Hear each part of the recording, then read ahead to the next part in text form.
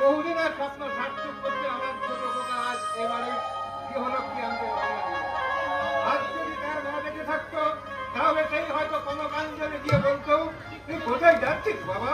সঙ্গে সে হয়তো বলতো আমি তোমার জন্য দাসী আনতে যাচ্ছি মা। তখন তার মা হয়তো বলতো দাসী নয় বাবা, দাসী নয়, বল এবারে গৃহলক্ষ্মী আনতে যাচ্ছি। এত আনন্দের মাঝেও একটা ব্যথা আমার বুকে কাটার মতো বিধে আছে। আমি যদি আবার বড় খোকাকে আগে বিয়েটা দিতে পারতাম। তোমার বড় খোকা যে বিশ্বের প্রতিজ্ঞা করে বসে আছে, তার জীবনে একটা বিশেষ দুর্ঘটনা ঘটার পর থেকে সে বিয়ে নামক শব্দটাই যে তার জীবন থেকে কেটে বাদ দিয়ে ফেলেছে বাবা। সে আমি জানি মা, সে আমি জানি, আর সেই জন্যই তো আমি তার ইচ্ছার বিরুদ্ধে হস্তক্ষেপ করিনি। কিন্তু মা, তোর তো ঘরের গাড়িতে যাওয়ার কথা, তুই হঠাৎ ফিরে এলি কেন? তোমাকে একা বাড়িতে ফেলে রেখে যেতে আমার যে কিছুতে যেতে মন চাইছিল না বাবা, তাই ছোটদাকে আমি অনেক করে বুঝিয়ে তোমার কাছে ফিরে এলাম বাবা। এই আদর্শ চৌধুরী তার কর্তব্যের করি ওপরে না পৌঁছানো পর্যন্ত থেকে মরতে পারে রে মা। বাবা আগে উপযুক্ত পাত্র থেকে আমি তাকে পাত্রস্থ করি, তারপর তো আমি মরার কথা ভাববো রে মা। বাবা মেসোমশাই, মেসোমশাই,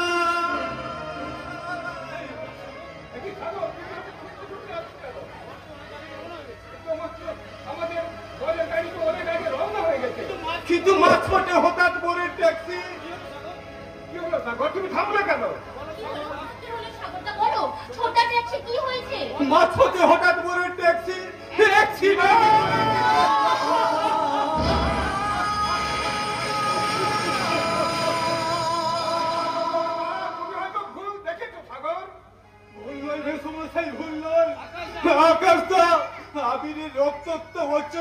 দেহটা নিয়ে হসপিটালে গেল, আর সেই দুঃসমস্যা জানাতে জানি। চুপ করো সাগর, তুমি চুপ করো। ওই অকালের কাল বৈশাখী আমার আসল সমুদ্রটাকে ভেঙে চুরমার করে দিতে পারছে না। আমার মনে বলছে আমার হয়ে যাবে। আবির, তোরা সানাইটা বন্ধ করলে কেন? আরে জোরে জোরে সানাই বাজা। সানাইয়ের শব্দ কানে না পৌঁছলে আমার আবিরের ডেকে আর ফিরবে না। সানাই বাজা, তোরা জোরে জোরে সানাই বাজা। বাবা বাবা তুমি একটু শান্ত হও বাবা, তুমি অসুস্থ, এই সময় তোমার যদি কিছু হয়ে যায় তাহলে। আরে মা, কিচ্ছু হবে না, আমার আর কোনো হবে না। শত আঘাত সইতে সইতে আমার বুকটা যে আজ পাষাণ হয়ে গেছে মা। বাবা মেসোমশাই, তুমি আমার কাঁদছো কেন সাগর? কাঁদবে না, তুই একদম কাঁদবে না। আমার মন বলছে সব ঠিক হয়ে যাবে। এতক্ষণে আবির হয়তো তোমার জন্য তোমার বাড়িতে অপেক্ষা করছে। তুমি শিখে যাও সাগর। নির্ধারিত রক্ত না হলেও অন্তত শেষ লগ্নে তুমি তোমার কন্যাকে আমার আবিরের হাতে সমর্পণ করো। তাই হবে মেসোমশাই, তাই হবে। আপনার কথা যেন অক্ষরে অক্ষরে মিলে যায়, তা না হলে আবার বলছে চিরলগ্ন ভ্রষ্ট হয়ে যায়। তোমার বোনকে লগ্নভ্রষ্টের হাত থেকে বাঁচাতে তুমি অন্য পাত্রের সন্ধান করো সাগর। তোমার আবির আর সুস্থ স্বাভাবিক হয়ে আমাদের কাছে ফিরে আসতে পারবে না বাবা। কেন রে বর্দা, ছোটদা এখন কেমন আছে? সময়টা নয় ম্যাডাম, তবে ডাক্তার হিসেবে আমি বলতে পারি 48 ঘন্টার মধ্যে আবির বাবুর জ্ঞান না ফিরলে আমরা হয়তো তাকে বাঁচাতে পারবো না। বাঁচলেও ওনার জ্ঞান আর হয়তো ফিরবে না, এবং মাথায় প্রচন্ড আঘাত লাগার জন্য উনি চিরদিনের মতো অন্ধ হয়ে যাবে।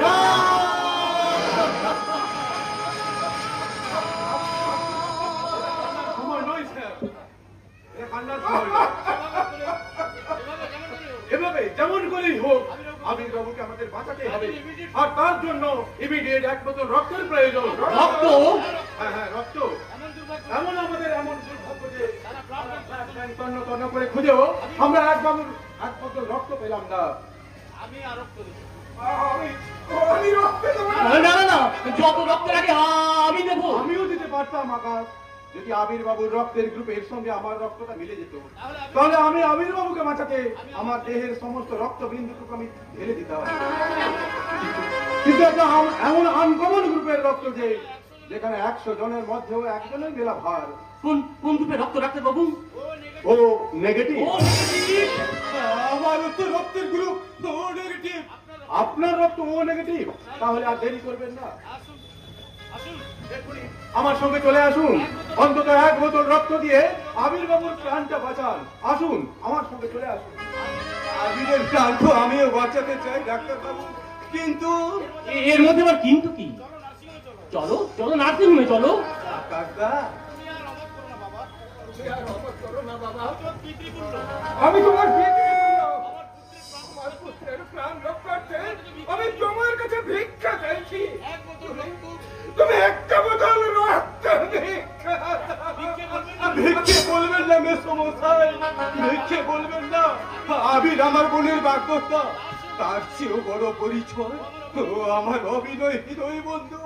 আর সেই বন্ধুর প্রাণ বাঁচাতেই যত রক্তের প্রয়োজন হয় আমি দেব মেসমশাই, আমি দেব। তবে তবে আপনাদের সকলের কাছে আমার একটা অনুরোধ, লগ্ন বস্তার হাত থেকে বাঁচাতে আজই রাতে আমার বোনকে আপনি গ্রহণ করুন। আকাশ না না না, এ হতে পারে না। ভাইয়ের বাগ্যতাকে বিয়ে করে জীবনের সব থেকে ভয়ঙ্কর ভুলটা আমি করতে পারবো না। তোর জীবনের একটা ভুল যদি কারোর জীবনে ভুল হয়ে ফোটে, তাহলে সেই ভুলটা কি তোর করা উচিত নয় রে বর্দা? প্রতিমা, তোরা কি আমার জীবনের সেই চরম দুর্ঘটনার কথা ভুলে গেলি? যে দুর্ঘটনা আমায় চির অবিবাহিত থাকার সিদ্ধান্ত নিতে বাধ্য করেছে। প্রয়োজনের তাগিদে তোমাকে সে সিদ্ধান্ত পরিবর্তন করতে হবে বাবা। তুমিও এ কথা বলছো? আজ আমি এ কথা বলতে বাধ্য হচ্ছি রে আকাশ। শুধুমাত্র এই আবিরের প্রাণ রক্ষা নয়, যে মেয়েটা বিয়ের সাজে সজ্জিত হয়েও রত্ন ভ্রষ্টার হয়েছে হাহাকার করে কাঁদছে, সেই নারীর সমাজে সম্মান রক্ষার্থে তুই ভাইয়ের বার্ধক্য জেনেও তাকে তুই বিয়ে কর আবির। কিন্তু আবির সুস্থ হয়ে ফিরে এসে যখন সে সব জানতে পারবে, তখন কি সে আমায় আবির মতো দাদা বলে শ্রদ্ধা করবে? সে কি তার মনের সমস্ত ঘৃণা ছুড়ে মেরে আমায় প্রাণ ভরে অভিশাপ দেবে না? ডাক্তারবাবু এখনই বললেন না যে আবির সুস্থ হয়ে বাড়ি ফিরলেও ও চিরজীবনের মতো অন্ধ হয়ে যাবে। আর সেই অন্ধত্ব চলবে আমরা আজীবন আবিরের সঙ্গে নাটক করব। নাটক, হ্যাঁ নাটক। আবির কোনোদিনও জানতে পারবে না যে তারই বাগ্যতা তুফানে এখন তার দাদার বিবাহিতা স্ত্রী। কিন্তু আবির যদি কখনো তুফানের কথা জানতে চায়, সাংসারিক ভারসাম্য রক্ষার অনিবার্য কারণে একটা ভয়ঙ্কর মিথ্যেকে সত্যি করতে আমরা সবাই এক ব্যাপ্ত বলবো, বিয়ের রাতেই লগ্নে বস্তা তুফানে আত্মহত্যা করে মারা গেছে।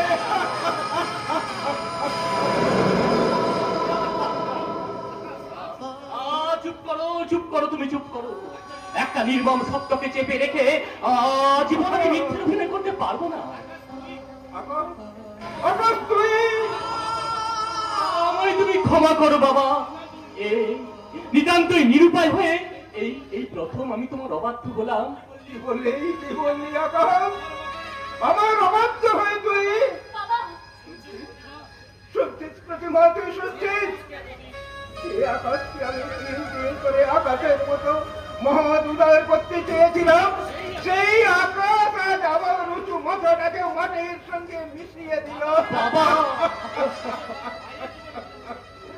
এর কাছে হাজারের ভাইয়ের মূল্যের কোনো দাম নেই, একটা নারীর সম্মান রক্ষারও কোনো প্রয়োজন নেই।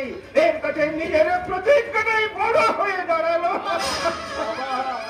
দূর হয়ে যা, আমার সামনে থেকে হাত থেকে জানবো আকাশ বলে আমার কোনো ছেলে ছিল না। তুই তাড়াতাড়ি ডাক্তারকে খবর দে বর্দা। আমি এখনই যাচ্ছি প্রতিমা। না, খবরদার, অবশ্য ছেলের করুণা তাদেরকে একটু মৃত্যুই আমার প্রিয়।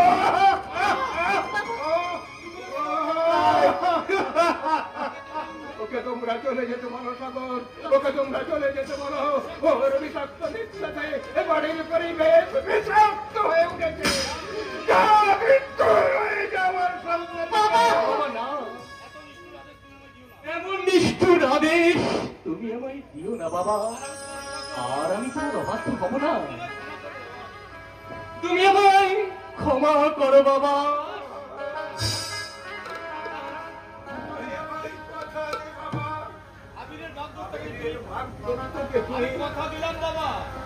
আমি কথা দিলাম বাবা,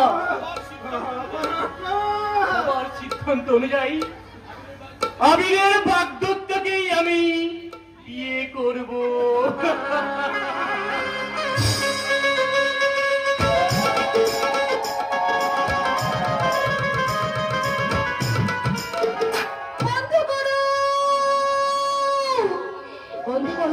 বন্ধ করো বিয়ে সানাই। ও সানাই আমার বিয়ে সানাই নয়, ও আমার বিসর্জনের সানাই। এখনই বোধনী হলো না, তার আবার বিসর্জন কি দেব? দাদা তুই ফিরে এসেছিস। আমার আবির কেমন আছে রে দাদা? আমার আবির ভালো নেই রে বোন। ডাক্তার মাত্র 48 ঘন্টা সময় দিয়েছে। এর মধ্যে জ্ঞান না ফিরলে, দাদা আর জ্ঞান ফিরলেও আবির চিরদিনের মতো অন্ধ হয়ে যাবে।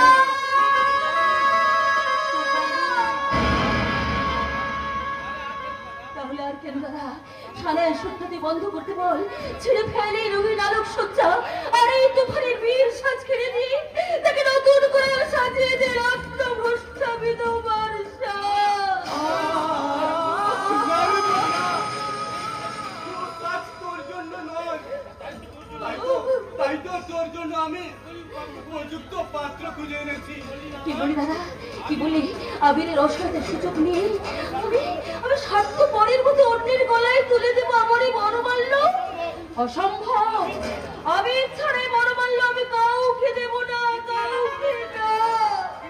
কিন্তু 48 ঘন্টার মধ্যে যদি কোনো দুর্ঘটনা ঘটে যায়, আমার মন বলছে আমার আবির ঠিক সুস্থ হয়ে আমার কাছে ফিরে আসবে। অন্ধ হলেও আমি তাকে স্বামী বলে মেনে নেব দাদা। কিন্তু সেদিন কি আবির তোর মতো একটা লগ্ন বস্তাকে বিয়ে করতে রাজি হবে? আত্মীয় স্বজন সমান সংসারে চাপে আবির যদি তোর জীবন থেকে সরে যায়, আমি আত্মহত্যা করব। আত্মহত্যায় যদি জীবনের শেষ সমাধান হতো, তাহলে পৃথিবীতে একটা মরুভূমি হয়ে যেত তো পারে। আপনি মাস্টারের চোখের জল আর কাকুতি বলে যে সহ্য করতে না পেরে এমনি ছুটে এসেছে। কিন্তু কেন এসেছেন? কেন? ভাগ্যের পরিহাসে। তাই আমার ব্যক্তিগত সমস্যা আর আত্মীয় পরিজনদের উপহাস আর বিদ্রুপকে উপেক্ষা করে আমি তোমাকে লগ্নভ্রষ্টার হাত থেকে উদ্ধার করতে এসে যেতে পারি। ভয়ের বাস্তব থেকে গ্রহণ করতে আপনার বিবেকে একটু বাঁচবে না? আমার বিবেক আজ কর্তব্যের কষাঘাতে জর্জরিত। ভয়ের সামনে আমাকে আপনার স্ত্রীর পরিচয় দিতে পারবেন? হ্যাঁ পারবেন, আকাশটাকে পারতেই হবে। যদি দরকার হয় জীবন নাটকের সত্যের গতিপথটাকে পাল্টে নিয়ে গিয়ে আকাশটাকে ঝাঁপ দিতে হবে মরুভূমিতে। হ্যাঁ, মিথ্যার মরুভূমিতে, ছলনার মরুভূমিতে। না না না না, আমি এর সঙ্গে আমি কিছুই ছলনা করতে পারবো না। যদি সে আমার কথা জানতে চায় তখন সেদিন তার অন্ধত্বের সুযোগ নিয়ে তার সঙ্গে একটা মিথ্যে নাটক সাজিয়ে বলবো, তোর বাগদত্তা তুফানি লগ্নভ্রষ্টার কলঙ্ক থেকে মুক্তি নিতে বিয়ের দিন রাতেই আত্মহত্যা করেছে।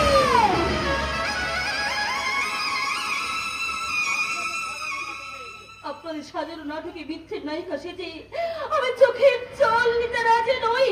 তাই তো সত্যিকারে আত্মহত্যা করে আমি। হ্যাঁ রে দাদা, হ্যাঁ, এছাড়া যে আর আমার অন্য কোনো উপায় নেই। এই সমস্ত গেস্টে চলে যেতে বল। আকাশবাবু আপনি আমাকে ক্ষমা করুন, আমি নিরুপায়। আর কিছুক্ষণ তুই অপেক্ষা কর। আত্মহত্যা করার আগে তুই আমার মরা মুখটা দেখে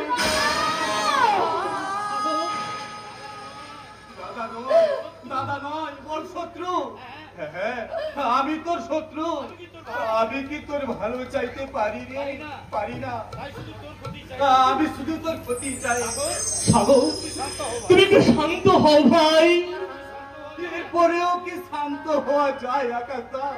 ভাগ্যের বিড়ম্বনায় সবকিছুর জন্য এলোমেলো হয়ে গেল। তার জন্য কি আমি দায়ী? বোনকে লগ্নাবস্থার হাত থেকে বাঁচাতে নতুন পাত্রের সন্ধান আনা, সেটাও কি আমার অপরাধ? অপরাধ বলে যদি মনে করিস, নিজেই তাহলে শাস্তি দে। নিজেই তুই আমায় শেষ করে দে। শেষ করে দে। তুফানি, আমার কথাগুলো নির্লজ্জের মতো শোনালেও আমি তোমায় বিশেষভাবে অনুরোধ করছি, সাগরের কথা মতোই তুমি। আকাশবাবু,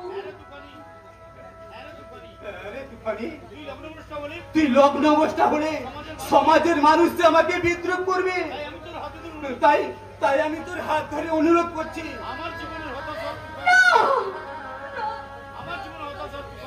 আমার জীবনে হতাশার তুফান তুলে তোমরা বাহবা করবে, তাই না? কিন্তু না, তোমাদের আজ ওই সৃষ্টির নাটকে আজ আমি একটা নতুন চরিত্র জুড়ে দেব, আর সেই চরিত্র হবে তুই আমায় কথা দে বল, আকাশটাকে তুই। সাগর, আকাশ তো আর আবির নয় যে নতুন করে কারুর মনে রং ছড়াতে পারবে।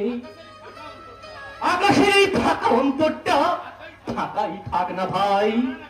দাঁড়ান আকাশবাবু, দয়া করে যখন এসেছেন তখন লগ্নভ্রষ্টের হাত থেকে আপনি আমাকে উদ্ধার করুন। আমি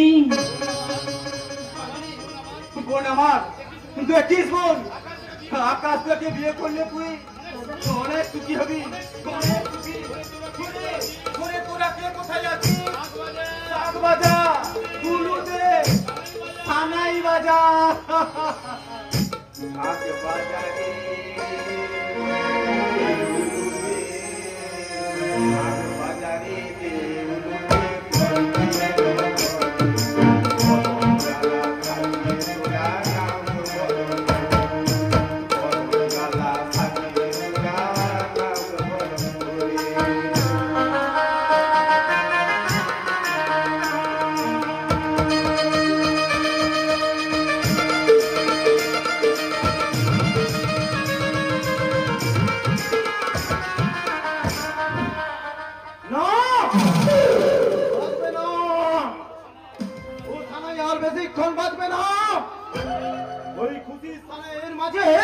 আবার আমি চড়িয়ে দেব কান্নার সুর। ওই আনন্দের মধ্যে আবার চড়িয়ে দেব মুঠো মুঠো আকাশ। ওই শুনছেন না? ওই সারা থেমে যাওয়ার সানাইটা যেন আরো জোরে জোরে খুশির গান গাইতে শুরু করেছে। জানি কালিয়া, ভেবেছিলাম তুফানির জীবনটাকে আমি নামক ক্যারেক্টারটাকে আউট করে দিয়ে আমি ওই রঙ্গমঞ্চে নিজেই প্রবেশ করব, কিন্তু কেন জানি না ওই রাজকাল আকাশটা আমার জীবন থেকে তুফানিকে কেড়ে নিয়েছে। এটাকে পিটিয়ে তক্তা বানিয়ে একেবারে পেরে পিটে দেবো। আকাশ বাবুর ব্যবস্থা আমি করব, আর তার জন্য কাল রাতে আমি তুফানির শ্বশুর বাড়িতে উপস্থিত হব। শ্বশুর বাড়িতে? যাচ্ছে কথা, এই না তাদের পারিশ্রমিক 5,000 টাকা। 5,000? Yes! কোর্টে দলে আমি 10,000 দেবো বলেছিলাম। কি করবো? আমি তো সারা লরিটাকে একেবারে মাঝবার চালিয়ে দিয়েছিলাম, কিন্তু চালাওয়া এই ট্যাক্সি ড্রাইভারের সামান্য কাটিয়ে না নিলে এই ট্যাক্সি সমেত আবির বাবুকে একেবারে রোডের উপর ধাক্কা করে দিল। এই হাতি বেকার বরাদ্দ অবশ্য চিন্তার কোনো কারণ নেই। ডাক্তার বলেছে 48 ঘন্টার মধ্যে আবির বাবুর জ্ঞান না ফিরলে আমি টোটালি ফিনিশ।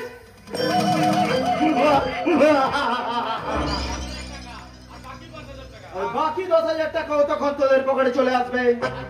আর যদি আউট না হয় তাহলে কোনদিন সারাকে পিটিয়ে তক্তা বানিয়ে করে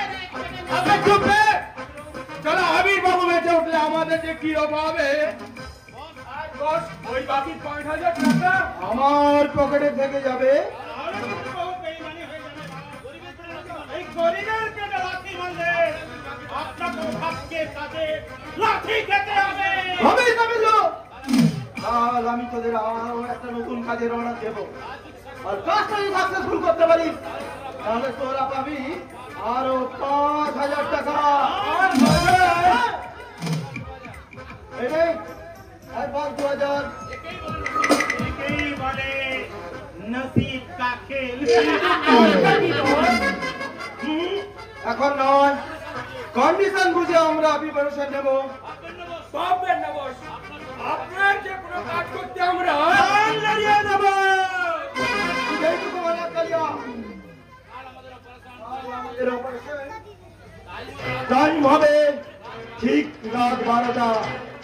আর অপারেশন ক্লাস হবে তুফানির অসুর বাড়ি।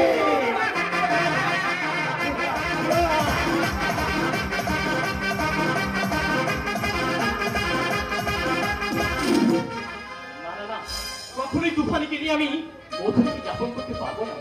কেমন করে পারবো? দুদিন আগে ওই যাকে আমি ভাইয়ের বাধ্যতা থেকে স্নেহের চোখে দেখতাম, আজ আমি কেমন করে তার হাত ধরে বলবো, তুফানি আমি তোমায় ভালোবাসি। ওগো ঈশ্বর, তুমি আমায় বলে দাও এখন আমি কি করি? এ কি তোমার চোখে জল? তুমি কাঁদছো? দেখি দেখি দেখি। আজকের এই রাত প্রত্যেক নারী পুরুষের জীবনে মধুময় এক রাত। আর সেই রাতে, মধুময় রাত দিয়ে তো শুরু হয় স্বামী স্ত্রীর আসল সম্পর্ক। সেই মধুময় রাতে কি চোখের জল ফেলতে আসে? তোমার কাছে মধুময় হলেও এ রাত আমার কাছে বিষময় হয়ে উঠেছে তুফানি। কোন অদৃশ্য অপরাধ বোধ যেন আমায় অস্থির করে তুলেছে। যখনই আমি তোমার সামনে গিয়ে দাঁড়িয়েছি তখনই যেন আমার বিবেক চিৎকার করে বলছে, এ অন্যায়, এ মহাপাপ। না গো না, এমন কথা বলো না গো, এমন কথা বলো না। আজ আমাদের সোহাগ রাত। ওই শোনো, শোনো না, সানাই শোন, আমাদের সোহাগ রাতকে কেবল মধুময় করে তুলেছি। আজ সোহাগ রাতের মধুময় দিনে কি চোখের জল ফেলতে আসে? এসো, আজ সেই সোহাগ রাতকে তুমি বিষাদের সানায় পরিণত করো না। এসো, সমস্ত দ্বিধা সংকোচ ত্যাগ করে আমার হাত ধরে তুমি মধুনিশি যাপন করবে। এসো, এসো।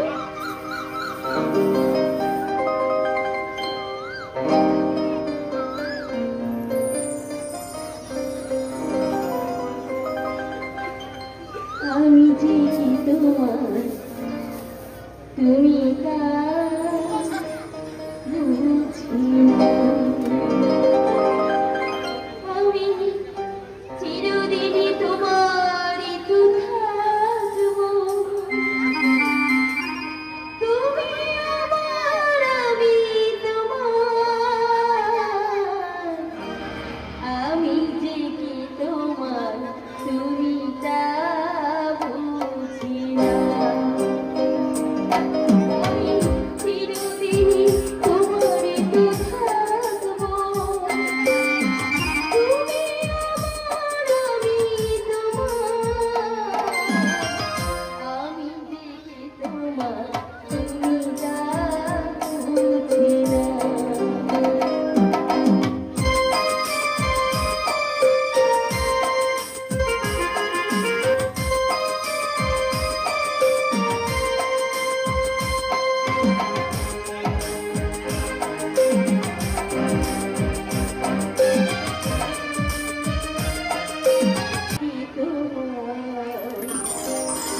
তুমি তা বুঝি না।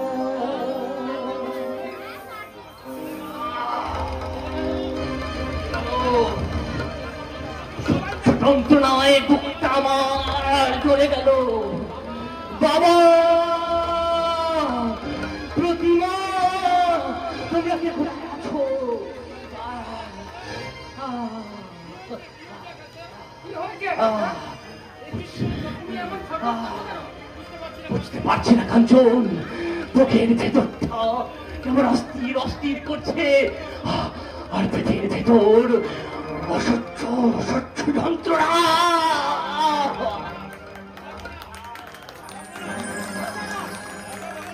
অঘটন ঘটলো কেমন করে? আমি তো তাই বুঝতে পারছি না কাঞ্চনদা। সেই হিসেবে স্বামীর মুখে প্রথম জল মিষ্টি তুলে দিয়েছে, আর তারপর থেকে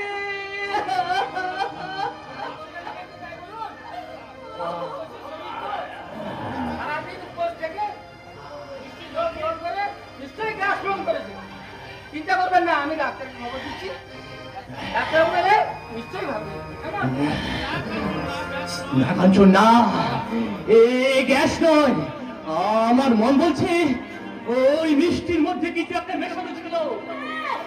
ঠিকই ধরেছো, আর সেটা হলো বিষ। ওরা সবাই মিলে জোর করে তোমার সঙ্গে আমার বিয়ে দিলেও আসলে তোমাকে আমি আমার স্বামী বলে কিছুতেই মানি না। তাই তো সত্যিকারের বিষ খাইয়ে আমি তোমাকে আমার জীবন থেকে সরিয়ে দিলাম। বিশ্বাসঘাতিনী, তোমাকে আমি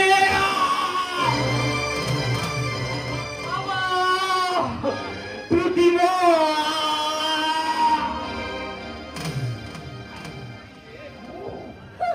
বিয়ে, সোহাগরা, ফুলসজ্জা, আমার জীবনে সারাটা স্বপ্নকে একটু একটু করে খুন করে দিয়ে আমাকে তোমরা নিজেদের সত্য মতো মানিয়ে একটা মাটির পুতুল বানিয়ে সোহাগ রাত খয়াল খুশি মতো তোমরা নাচবে, তাই না? আর আমি শুধু বোবা দর্শক শুধু চোখের জল ফেলবো, কখনো না। এবার আমি বিষ ঢালবো, বিষ কাল নাগিনী, বিষাক্ত বিষ।